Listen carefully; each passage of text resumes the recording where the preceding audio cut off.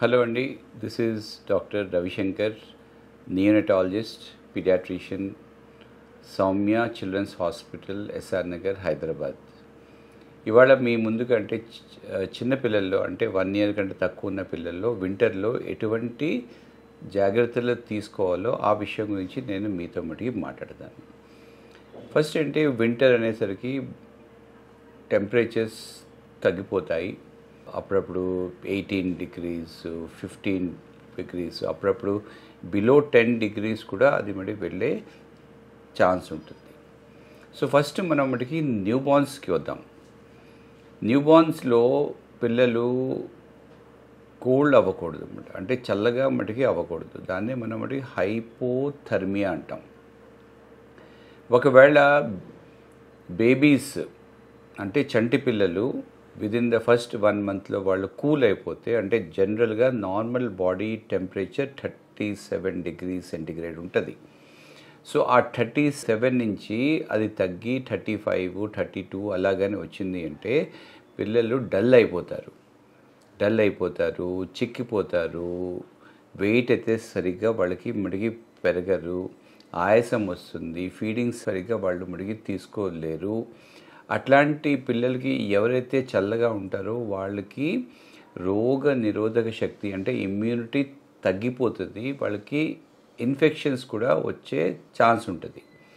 So ఇలాంటి మటుకి new born బేబీస్ని cold అయితే వాళ్ళ మటుకి చనిపోయే ప్రమాదం కూడా ఉంటుంది. సో అందుకనే మనం మటుకి న్యూ బార్న్ బేబీస్ ఈజీగా వాళ్ళ మటుకి చల్లగైపోతారు. సో అందువల్ల మనం వాళ్ళని ఎక్స్ట్రా ప్రికాషన్స్ మనం మటుకి తీసుకోవాలి వింటర్లో. ఒకటి ఏంటంటే ఫస్ట్ ఈ డ్రెస్ వేసేటప్పుడు 2-3 layers కింద వేయాలి. ఒక సింగిల్ క్లాత్ కాదు, ఇన్సైడ్ ఒకటి, మధ్యలో ఒకటి, పైన ఒకటి, అలాగా 3-4 మనం కానీ వేసుకుంటే అది తనకి ఏంటంటే లోపల లేయర్కి మధ్యలో కొద్దిగా వార్మ్ ఎయిర్ ఉంటుంది అన్నమాట. సో బాగా ఇన్సులేట్ అయి ఉంటుంది.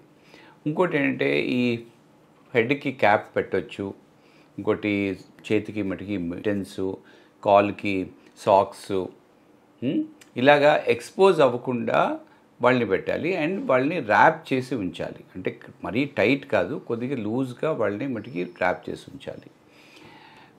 Best way to keep the baby warm ఏంటంటే ఫస్ట్ అయితే వాళ్ళకి ఫీడింగ్ ఇస్తూ ఉండాలి. అంటే తల్లిపాలు ఇస్తూ ఉంటే తల్లిపాలే బాగా వెచ్చగా ఉంటాయి అన్నమాట. ఇంకోటి స్కిన్ టు స్కిన్ కేర్ అంటారు. అంటే స్కిన్ టు స్కిన్ అంటే బేబీని తల్లిదండ్రులు వాళ్ళ ఛాతీ మీద కానీ ఇలాగా పెట్టుకుంటే అంటే స్కిన్ టు స్కిన్ కేర్ అంటే కంప్లీట్గా వీళ్ళ స్కిన్ను, బేబీ స్కిన్ను, మదర్ స్కిన్ లేకపోతే ఫాదర్ స్కిన్ టచ్ అయ్యి అలాగా దగ్గరగా పెట్టుకుంటే స్కిన్ టు స్కిన్ కేర్ పెట్టుకుంటే అట్లాంటి పిల్లలకి బాడీ టెంపరేచర్ మంచిగా బాగా మెయింటైన్ అవుతూ ఉంటుంది. దీన్నే మనం మటుకి ప్రిమెచ్యూర్ బేబీస్లో ఏమంటామంటే KMC అంటాం, అంటే కంగారూ మదర్ కేర్ అంటాం అన్నమాట. సో ఒకటంటే మటుకి క్లోదింగ్, ఇంకోటి ఏంటంటే స్కిన్ టు స్కిన్ కేర్. ఎప్పుడు వాళ్ళకి పేరెంట్స్కి దగ్గరగా ఉండాలన్నమాట. వాళ్ళని అంటే మదర్ ఒక చోట బేబీ ఒక చోట అలా పెట్టకుండా ఇద్దరు కూడా ఒకే దగ్గర ఉంటే బేబీ టెంపరేచర్ బాగా మెయింటైన్ అవుతుంది. నెంబర్ 2 ఏంటంటే రూమ్ టెంపరేచర్ కూడా వామ్గా ఉండాలన్నమాట. మరీ తక్కువగా అయిపోకూడదు. ఒకవేళ రూమ్ టెంపరేచర్ 22, 24, 25 అంతే మెయింటైన్ చేయాలి. దానికంటే రూమ్ టెంపరేచర్ కానీ తగ్గిపోతూ ఉంటే రూమ్లో మనం మనకి హీటర్స్ కూడా పెట్టుకోవచ్చు అన్నమాట. కానీ హీటర్స్ వల్ల ఏమవుతుంది అంటే ఎయిర్ అంతా కూడా డ్రై అయిపోతుంది. డ్రై అయిపోవడం వల్ల ఏమవుతుంది అంటే కొద్దిగా మటుకి బ్రీదింగ్ ఇష్యూస్ వస్తుంటాయి అన్నమాట.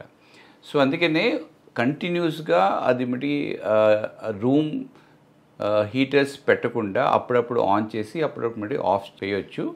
ఇంకోటి ఏంటంటే వేడి నీళ్ళు కొద్దిగా మటుకి బాయిల్ చేసి అక్కడ పెడితే, రూమ్లో పెడితే దాంట్లో వచ్చిన మటుకి వేపర్ వల్ల అంత ఎక్కువగా డ్రైనెస్ అయితే మటుకి అవ్వదు అన్నమాట.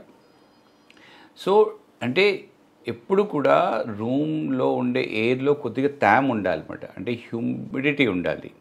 డ్రైగా అయిపోతే ఇవన్నీ మటుకి బ్రీదింగ్ అంతా ఇబ్బంది అయిపోతుంది, కొద్దిగా మటుకి బ్లాక్స్ కూడా వచ్చేస్తాయి అన్నమాట.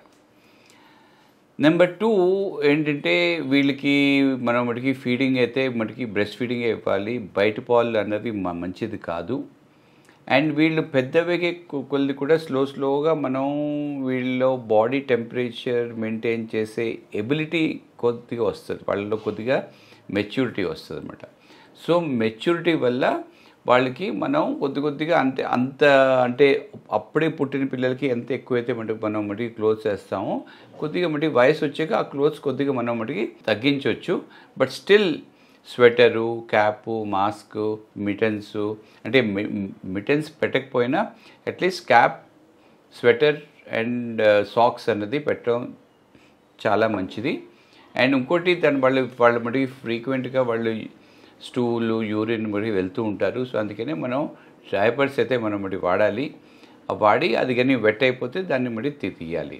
మనం యూజువల్గా క్లాత్ది పెడితే బాగా మటుకి వెట్ అయిపోతారు, దాంట్లో మటుకి పడిచిపోతారు. అండ్ అదంతా కూడా మటుకి యూరిన్ అంతా కూడా బాగా మటుకి స్ప్రెడ్ అయిపోతూ ఉంటుంది. సో ఇలాగా మనం ఏంటంటే క్లోదింగ్ అన్నది ఈ బయట టెంపరేచర్ బట్టి ఈ బేబీస్కి, చిన్నపిల్లలకి, ఇన్ఫాంట్స్కి 1 year కంటే తక్కువ ఉన్న పిల్లలకి నార్మల్ కంటే కాస్త ఎక్కువగా వాళ్ళకి వేయాలి. అంటే వాళ్ళు ఈజీగా బాడీ టెంపరేచర్ వాళ్ళకి తగ్గిపోయే ఛాన్స్ ఉంటుంది. అండ్ ఇలాంటి కోల్డ్ వెదర్లో వాళ్ళకి ఎఫెక్ట్ అయ్యే ఛాన్స్ ఉంటుంది. ఇంకోటి ముఖ్యంగా ఏంటంటే ఇలాంటి వింటర్ క్లైమేట్స్లో ఈ రెస్పిరేటరీ ఇన్ఫెక్షన్స్ ఎక్కువ అవుతాయి. అంటే వైరసెస్ యూజువల్గా ఈ వైరస్ అంటే ఇన్ఫ్లుయెన్జా వైరస్, ఆర్ఎస్వి వైరస్, ఇలాంటి వైరసెస్ అన్నీ కూడా కాస్త ఎక్కువగా సర్క్యులేట్ అవుతుంటాయి. ఇందువల్ల ఏమంటే వాళ్ళకి కొద్దిగా cold, cough, breathing difficulties, bronchitis, bronchiolitis ఇలాంటివన్నీ వస్తూ ఉంటాయి అన్నమాట.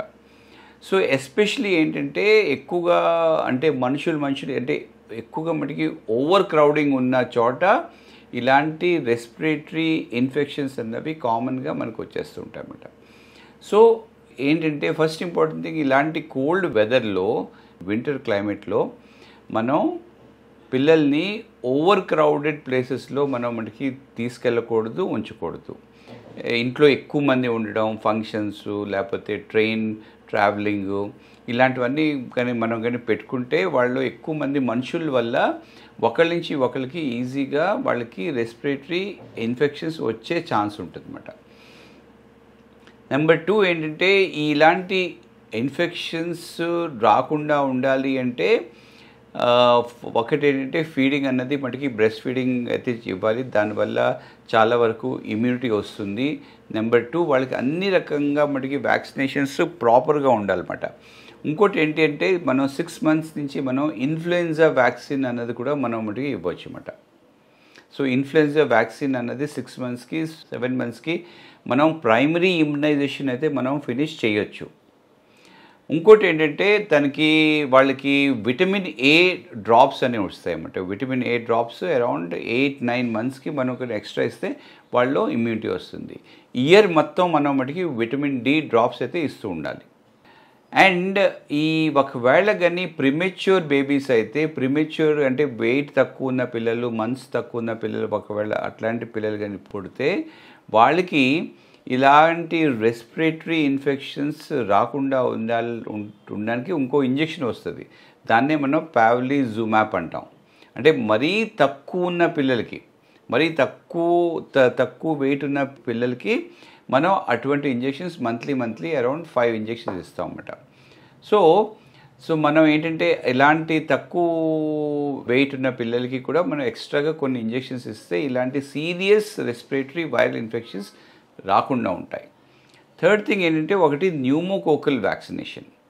సో న్యూమోకోకల్ వ్యాక్సినేషన్ వల్ల కూడా వాళ్ళకి ఇమ్యూనిటీ వస్తుంది. సో ఈ రెస్పిరేటరీ ఇన్ఫెక్షన్స్, న్యూమోనియాస్ కొద్దిగా రాకుండా అవి మటుకి బేబీస్ని కాపాడతాయి అన్నమాట. సో ఇట్లాగా ఈ వింటర్ క్లైమేట్స్లో వాళ్ళకి మటుకి వాటర్ కూడా ఎక్కువ ఇవ్వాలి. సో ఇలాగా మనకి వింటర్లో ఎక్స్ట్రా మనకి క్లోదింగ్ ఉండాలి, రూమ్ టెంపరేచర్ అయితే మెయింటైన్ చేయాలి.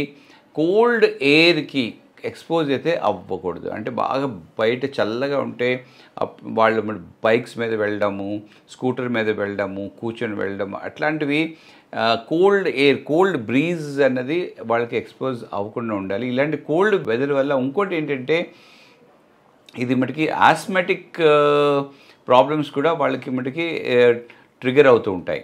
అంటే ఎవరికన్నా పేరెంట్స్కి కానీ ఆస్తమా ఉంటే పిల్లలకి కూడా ఆస్తమా వచ్చే ఛాన్స్ ఉంటుంది. అటువంటి పిల్లలకి ఒకవేళ కోల్డ్ వెదర్కి ఎక్స్పోజ్ అయితే, బాగా బ్యాడ్ కోల్డ్ కానీ అది ఎక్స్పోజ్ అయితే వాళ్ళకి ఇలాంటి ఆస్మాటిక్ ప్రాబ్లమ్స్, బ్రీదింగ్ ప్రాబ్లమ్స్ వచ్చేస్తుంటాయి అన్నమాట. సో ఇలాగా మనం ఈ మటుకి వెదర్ ఎక్స్పోజరు, క్లోదింగు, న్యూట్రిషన్ను, వైటమిన్స్, ఇమ్యునైజేషన్ను ఇలాంటివి కొన్ని ఇంపార్టెంట్ విషయాలు మనం మటుకి మైండ్లో పెట్టుకోవాలి. సో ఇలాగా మనం కానీ జాగ్రత్తగా మనం కానీ అన్ని విధాలుగా కానీ మనం కానీ చూసుకుంటే ఈ వింటర్ క్లైమేట్లో కూడా బేబీస్కి ఏ రకంగా ప్రాబ్లమ్స్ రాకుండా మనం మటుకి చూసుకోవచ్చు. Thank you. ఆటిజం అంటే ఏంటి? Autism is a kind of communication problem అన్నమాట. అంటే వాళ్ళు వేరే మనుషులతో సరిగ్గా కమ్యూనికేట్ చేయలేకపోవడమే ఇది మటుకి ఆటిజం. అంటే పూర్తిగా వాళ్ళు ఇది మటుకి మనుషులతో మటుకి అసోసియేట్ అయిపోతారు అన్నమాట. వాళ్ళు చెప్పింది వినరు, ఆలకించరు, శ్రద్ధ ఉండదు. అండ్ వాళ్ళు ఏం చెప్తున్నారో, వాళ్ళు ఎటువంటి మటుకి కమ్యూనికేషన్ చేస్తున్నారో వీళ్ళు అసలు ఈ ఆటిజం ఉన్న పిల్లలు వాళ్ళు